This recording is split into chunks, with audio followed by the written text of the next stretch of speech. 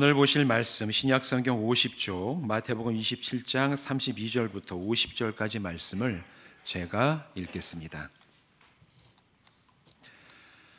나가다가 시몬이란 구레네 사람을 만나매 그에게 예수의 십자가를 억지로 지워 가게 하였더라.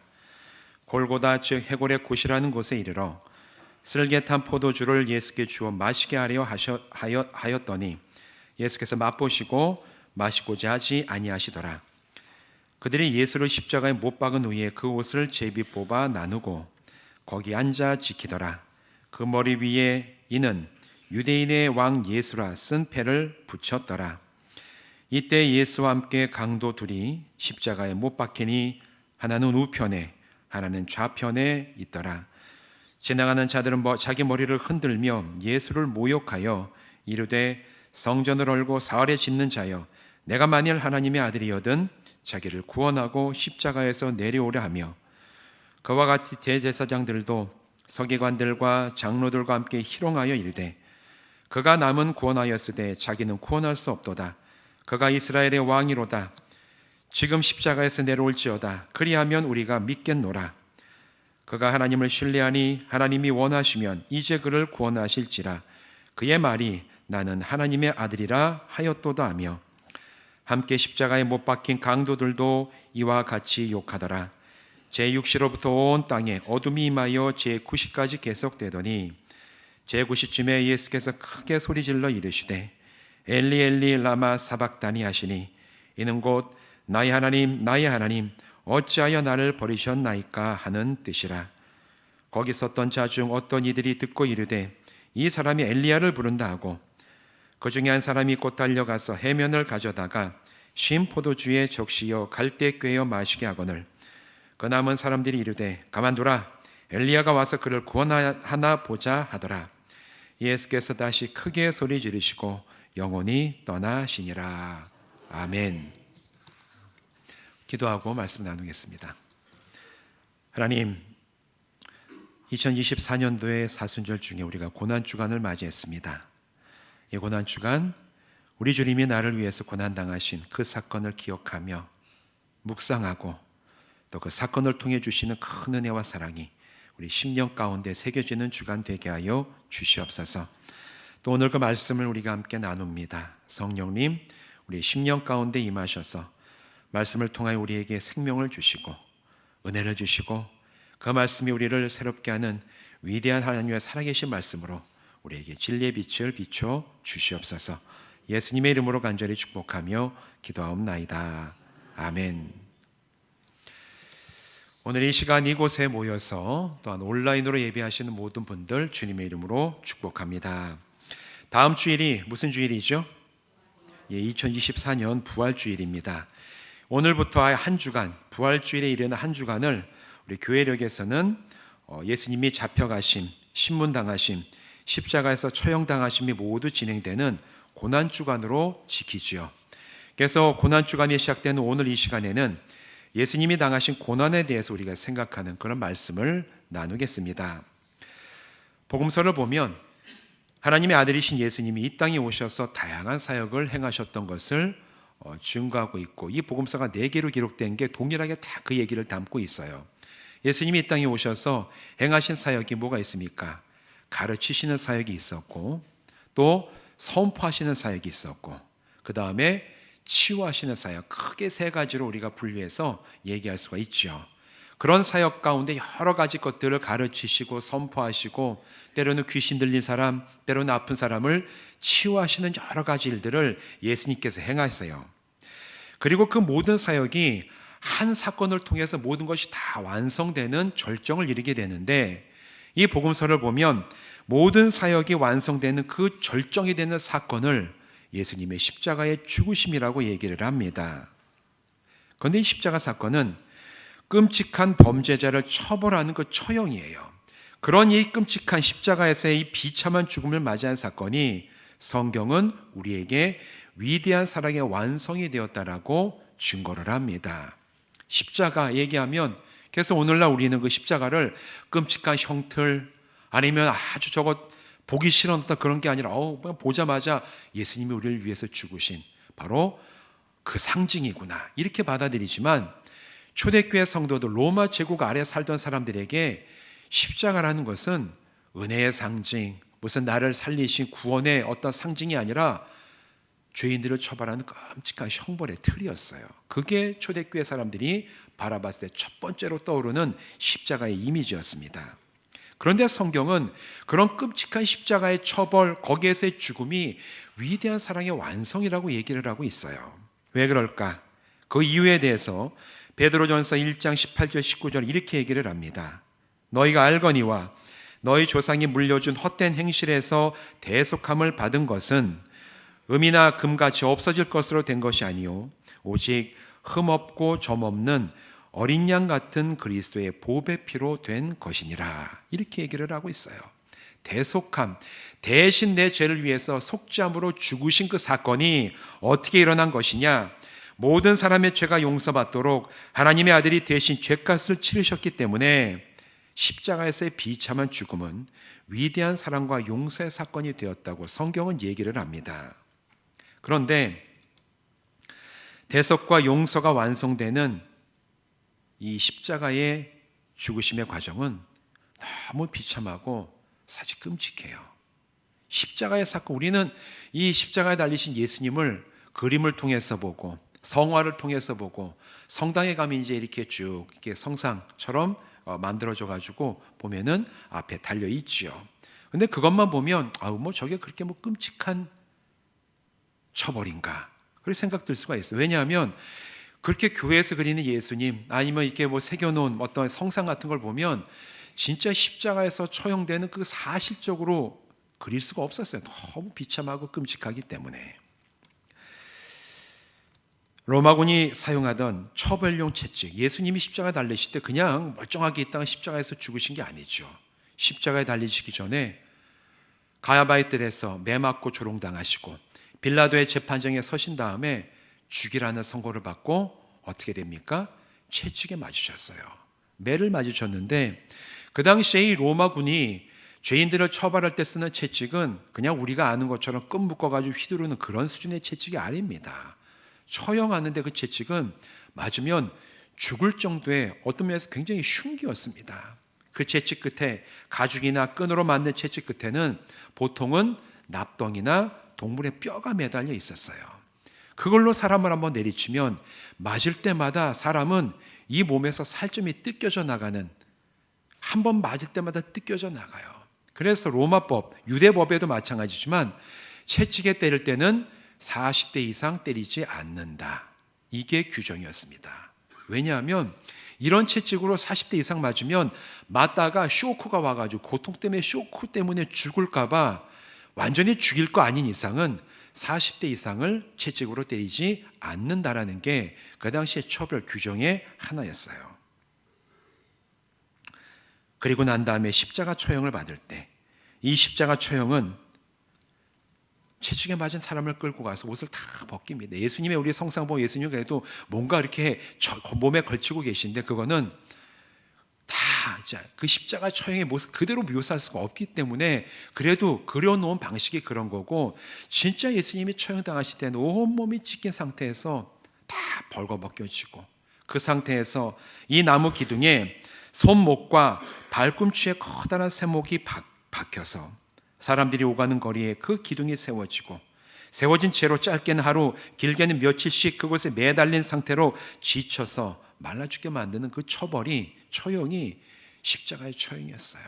사람들이 오가는 곳에 다 벌거벗긴 채로 매달려서 처참하게 죽어가는 게 로마 제국의 반란을 일으키거나 살인을 일으킨 중범죄자들을 처형하면서 너희들 죄지면 이렇게 된다라는 걸 보여주는, 눈에 보여주는 끔찍한 처형 방식이었습니다. 이게 얼마나 끔찍했냐 하면 로마법에는 로마 사람이 아무리 큰 죄를 범하더라도 십자가에서 처형하지 않는다라는 또 규정이 있습니다. 십자가 처형은 로마 사람이 아닌 이방 이민족 아니면은 죄에서 노예들만 받는 처벌이었고, 시민권을 가지고 있는 사람은 인간답게 죽게 하기 위해서 처벌도 비인간적인 십자가 처형은 하지 않는 것이 그 당시의 규정 중에 또 하나였어요. 예수님이 채찍에 맞고 십자가에 매달린 사건이 바로 이런 과정을 통해서 십자가의 사건으로 완성이 된 겁니다. 여러분, 2004년도에 개봉했던 패션 오브 크라이스트라는 영화 아마 보신 분들 계실 겁니다. 그 영화가 개봉됐을 때 전 세계적으로 굉장히 큰 충격을 받았어요. 보통은 우리가 알기를 예수님 십자가 사건 글로만 읽으니까 그 사건에 대해서 현실성 있게 이해하지 못했던 많은 사람들이 그 영화가 방영이 되는데 영화관에 가가지고 영화를 보고 있는데 그 당시에 로마군이 휘두르는 채찍에 예수님 맞으신데 이 살점이 막 뜯겨져 가는 게 막 피가 막 나는 그대로 묘사가 되니까 영화를 보던 사람들 가운데 그 끔찍하고 잔인한 모습에 충격을 받아가지고 그 당시 전 세계에서 열 몇 명인가가 영화 보다가 충격 때문에 심장마비로 사망한 사건이 전 세계에서 몇 사람이 나올 정도로 굉장히 충격적인 영화였어요. 아마 그 장면, 예수님께서 정말 십자가에서 죽으시고 십자가에 가시기까지 고통당하신 그 장면을 직접 본다면 너무 끔찍해서 우리 역시 며칠 동안 잠을 못 이루거나 며칠 동안 식사를 못할 가능성이 굉장히 많아요. 그만큼 끔찍하고 치명적이고 너무너무 잔인했던 처형 방식이 십자가의 처형의 방식이었습니다. 이런 처형을 진행하다 보니까 성도들은 예수님이 당하신 고난을 대부분 육신의 고통으로 한정할 때가 많아요. 우리 주님 나를 위해 고난 받으신 것을 생각하면은 저 채찍에 맞으시고 이렇게 못 박히시고 얼마나 육신의 고통 중에서 나를 위해서 죽으셨을까. 예수님의 고통과 고난을 육신의 고통으로 한정할 때가 굉장히 많습니다. 예수님이 십자가에서 채찍을 맞으실 때 극도의 육체적 고통을 느끼셨을 것은 당연하지요. 사람의 몸을 입고 오신 예수님이 그런 과정을 통해서 정말 끔찍한 고통을 당하셔서 너무너무 그건 당연합니다. 그런데 예수님이 당하신 고통이 육체의 고통에만 한정이 될까? 예수님을 가장 절망스럽게 만들고 예수님을 가장 마음속으로부터 아프게 했던 그런 고통이 과연 그냥 육체의 그 고통으로만 끝나는 것인가? 성경 과연 여기에 대해서 뭐라고 얘기할까? 우리가 여기를 한번 살펴볼 필요가 있습니다. 예수님이 당하신 가장 큰 고통이 무엇인지를 알기 위해서는 하나님을 거역한 죄인들이 최후에 경험할 심판의 결과에 대해서 우리가 분명하게 알고 있어야 돼요. 우리는 원래 죄인으로 이 땅에 태어납니다. 우리가 죄인인 이유는 내가 사회에서 어떤 규정하고 있는 형벌이라든가 처벌 규정을 어겼기 때문에 죄인이 아니라 태어날 때부터 하나님과 상관없이 내가 살아갈 수밖에 없는 자였기 때문에 그래서 우리는 죄인으로 태어나고 죄인으로 살아가요. 그 중에서 복음을 듣고 이 복음이 믿어져서 하나님과의 관계가 회복이 되면 그 사람은 죄의 사함을 받고 하나님의 자녀가 되는 것이고, 반대로 복음을 듣거나 듣지 못하거나 내가 하나님을 거부하거나 그 하나님과의 관계 가운데 내 죄사함을 받지 못하고 관계가 회복되지 못한 채 죽음에 이른 사람은 반드시 그 자기의 선택에 대해서 책임을 지게 됩니다. 그 사람들이 져야 될 책임을 성경은 뭐라고 얘기합니까? 지옥이라고 얘기를 해요.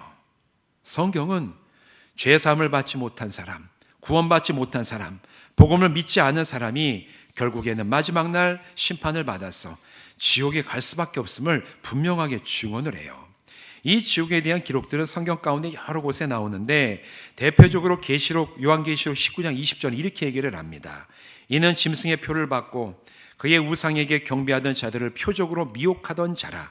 이 둘이 산채로 유황불 붙는 못에 던져졌고, 유황불이 붙어있는 그 못에 던져지는데 바로 그곳이 지옥이다. 이렇게 얘기를 하고 있죠. 마가복음 9장 48절 49절은 이렇게 얘기를 합니다. 거기서는 구더기도 죽지 않고 불도 꺼지지 아니하느니라. 사람마다 불로써 소금 치듯함을 받으리라. 영원히 꺼지지 않는 불이 있고 온갖 더럽고 끔찍한 것들이 우글대는 바로 그곳이 죄사함을 받지 못한 사람이 자기의 선택에 책임을 지고 들어가게 되는 지옥이라고 얘기를 해요. 여러분, 우리는 지옥에 대해서 추상적으로 생각하니까 지옥이 잘 실감이 안 나죠. 얼마나 뜨거울까, 얼마나 더럽고 추한 것들로 가득할까. 여러분, 요즘에 우리나라가 선진국이 돼서 해외여행 갈 때 우리나라보다 못한 나라를 가게 되면 어려운 가운데 하나가 화장실에 들르는 거죠. 우리도 이번에 1월 달에 캄보디아에 이제 쭉 선교 여행하고 쭉 여행을 하는데 저희 집에 꼬맹이 둘째를 데리고 갔잖아요. 이제 맨 처음에 너 이번에 캄보디아 갈 때 따라갈래니까 처음 묻는 게 화장실이 어때? 이걸 물어보는 거야. 아이들도 이제 깨끗하지 않은 데를 들어가면 본인도 힘든 걸 너무 잘 아는 거죠. 여러분, 사람이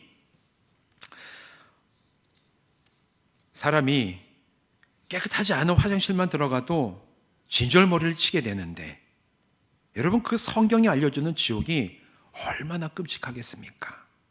얼마나 견디기 힘든 곳이겠어요? 얼마나 더럽고 추한 곳이겠습니까?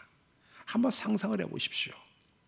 그런데 지옥이 주는 이 끔찍함은 영원한 불 아니면 더럽고 추한 것이 가득하기 때문만 내가 그곳이 정말 나쁜 곳이고 나에게 안 좋은 곳이다, 우리가 피해야 될 곳이다, 성경은 거기에 중점을 두지 않습니다. 지옥이 성경이 말하는 가장 최악인 곳인 이유는 그곳에서는 더 이상 하나님과 어떤 관계도 맺을 수가 없는 곳이기 때문에 그래요. 하나님을 향한 소망과 회복의 기회가 다시는 영원히 없는 곳이기 때문에 지옥이 가장 끔찍하고 너무너무 추한 곳이 되는 것입니다.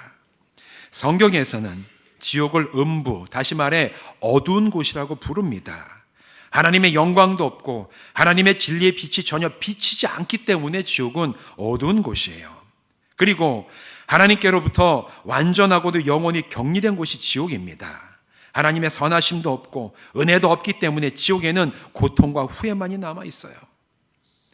하나님의 은혜가 사라진 곳이기 때문에 그곳에는 원수 마귀와 귀신들의 악함만이 가득 차 있는 곳이 바로 지옥입니다. 누가복음 16장을 보면 예수님은 유명한 거지 나사로 비유를 통해서 지옥에 대해서 예상할 수 있는 말씀을 비유로 말씀을 하시죠. 이 비유의 말씀을 보면 한 부자와 거지 나사로가 같이 살다가 죽어서 각각 다른 곳으로 갑니다. 나사로는 낙원 곧 아브라함의 품에 안겼고 부자는 지옥으로 가서 고통을 당하게 되죠. 그러던 중에 그가 저 보니까 나사로가 아브라함의 품에서 평안을 누리며 쉬고 있는 걸 보고 이 부자가 지옥에서 아브라함에게 요청을 합니다. 아버지 아브라함이여, 이 나사로에게 시켜서 손가락 끝에 물 하나라도 작게 찍어서 내 이 고통당하는 혀에 떨궈 주시면 내가 이 끔찍한 고통에서 잠깐나마 위로를 받겠습니다. 이게 나의 소원입니다 하고 간절하게 간구하는 이야기가 비유 가운데 말씀을 하고 있어요. 그러자 누가복음 16장 26절에서 아브라함은 이렇게 그 부자에게 얘기를 하죠. 그뿐 아니라 너희와 우리 사이에 큰 구렁텅이가 놓여 있어서 여기에서 너희에게 건너가고자 하되 갈 수가 없고 거기에서 우리에게 건너올 수도 없게 하였느니라. 지옥이 어떤 곳이냐? 단절된 곳이라는 거예요.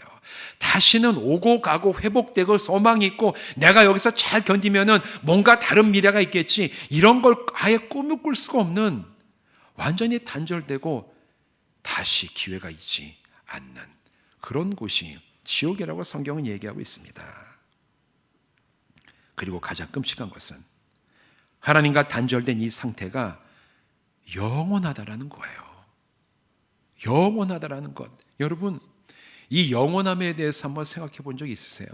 저는 가끔 잠자리에 들기 전에 가만 누워가지고 영원함에 대해서 한번 생각해 볼 때가 있어요. 근데 여러분, 자기 전에 영원함 생각하시면 안 됩니다. 정신이 버쩍 나가지고 내가 하나님 나라의 그건 괜찮아요. 마음의 평안한데 내가 이 똑바로 신앙생활 못해서 하나님 나라가 아니라 지옥에 영원히 지옥에 처한다는, 갑자기 정신이 버뜩 나가지고 내가 이래가지고 되겠나 이제. 그러면 잠이 안 오는 거죠 이제.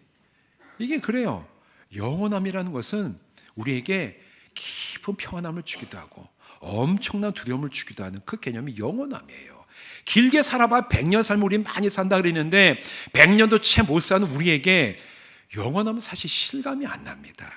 근데 성경은 얘기하죠.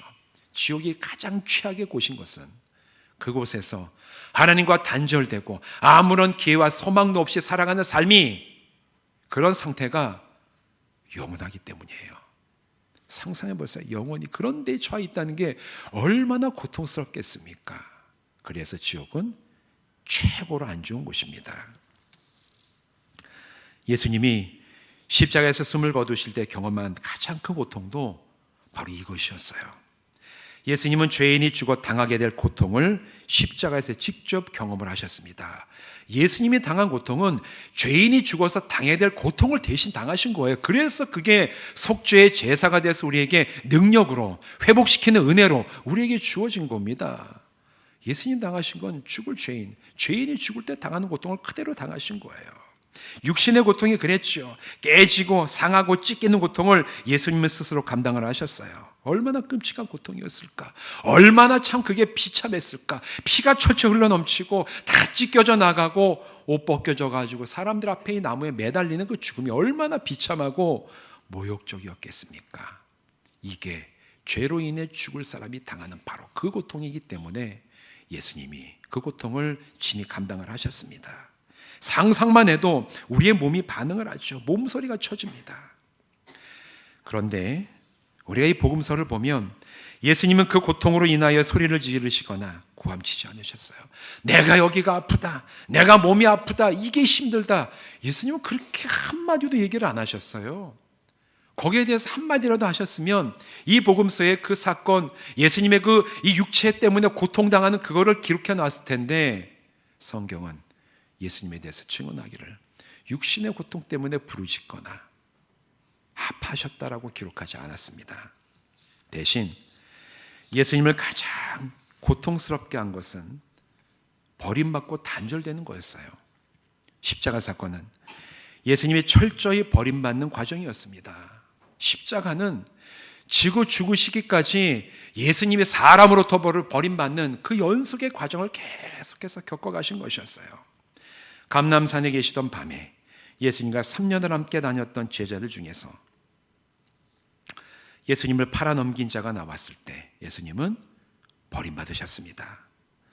대제사장의 종들에게 잡혀가 밤새 매맞고 조롱당할 때 나머지 제자들 다 예수님 버리고 도망쳤고, 그 중에 하나는 그런 고난 가운데 계신 예수님께 가까이 나왔다가 결국에는 예수님을 모른다고 부인하고 저주까지 했어요. 그때 이 주님은 또 한 번 버림받으셨어요. 예수님이 새끼 나귀를 타고 예루살렘 들어오시는 것을 뜨겁게 환영하고 호산나를 외치며 겉옷을 깔아주던 군중들은 빌라도 앞에서 재판을 받는 예수님을 향해서 죽이라고 격렬하게 외쳤어요. 그들도 예수님을 버렸습니다. 버림받음으로 인해서 아마 주님의 마음이 많이 아팠을 것 같아요. 그런데 예수님은 오히려 그들을 불쌍히 여기셨습니다. 주여, 저들이 하는 것을 알지 못하나이다. 용서하여 주시옵소서. 그 버림받음을 그 몸으로 다 경험하셨지만 우리 주님은 사람이 버림받는 것을 견뎌내셨어요. 그런데 가장 큰 고통은 십자가에서 매달린 예수님을 하나님께서 외면하시고 버리셨을 때 찾아왔습니다. 하나님의 아들 예수님이 이 땅에 오셔서 살아가시는 평생 동안 하나님은 예수님과 함께 하셨다라고 성경은 증언을 하죠. 예수님이 간구하셨을 때 하나님이 응답하셨고, 예수님이 기도를 드리셨을 때 그 기도를 들으셨고, 예수님이 가시는 곳마다 그는 내 사랑하는 자라고 말씀하셨고, 예수님을 통하여 하나님의 능력이 드러내게 하셨어요. 그래서 예수님은 하나님을 아버지라고 부르셨습니다. 그런 아버지 하나님께서 십자가에서 예수님을 버리셨어요.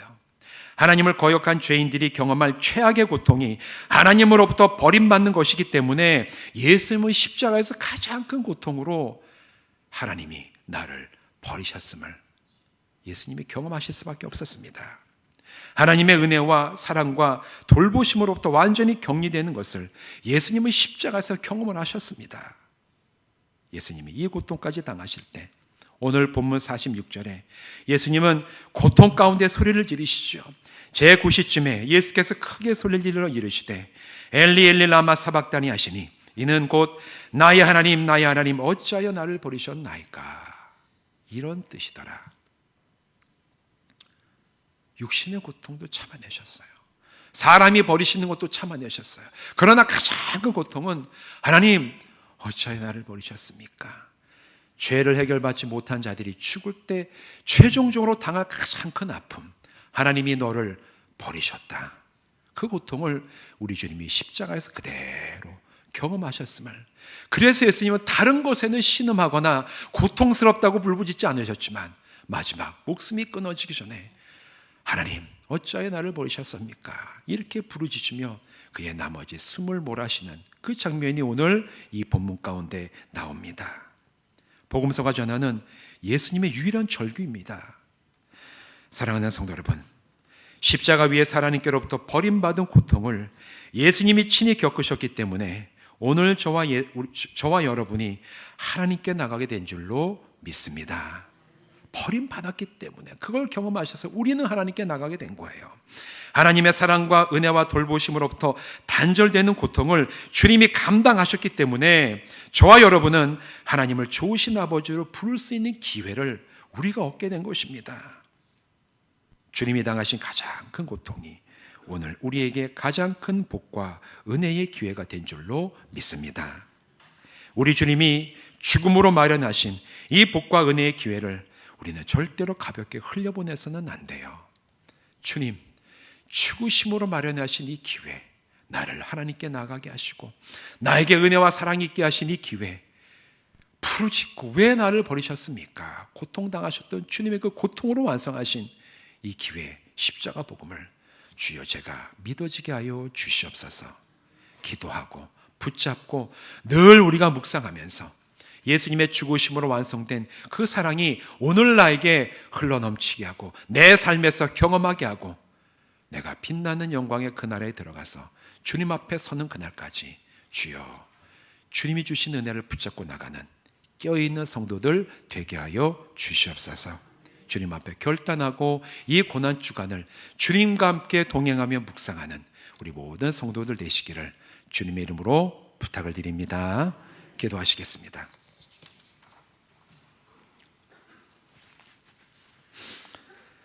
하나님, 이제 우리가 고난 주간을 맞이했습니다. 십자가에서 고난 당하신 것을 잘 알고 있지만 그 고난이 얼마나 큰 고통이었고 무엇이 예수님에게 가장 큰 고통과 좌절을 주었는지 우리는 참 헤아리지 못하고 살아올 때가 참 많이 있었습니다. 하나님, 오늘 이 말씀을 통하여 죄 지은 자들이 마지막 심판 때 가장 크게 당할 그 고통을 우리 주님께서 십자가에서 경험하셨음을 우리가 다시 한번 확인하며 주님 앞에 나왔사오니 하나님께로부터 단절되고 아무 소망 없이 죽임을 당하는 그 고통, 우리 주님이 그것까지도 감당하시며 하나님 앞에 왜 나를 버리셨습니까? 주님 왜 나를 버리셨습니까? 고통 가운데 울부짖었던 그 마지막 주님의 부르짖음을 우리가 기억하면서 바로 그 부르짖음 때문에 오늘 우리가 하나님 앞에 나가게 되고 회복되고 다시 살아날 수 있는 생명의 능력을 얻었음을 우리가 감사하며 주님 앞에서는 우리 모든 성도들 되게 하여 주시옵소서. 예수님의 이름으로 간절히 축복하며 기도하옵나이다. 아멘.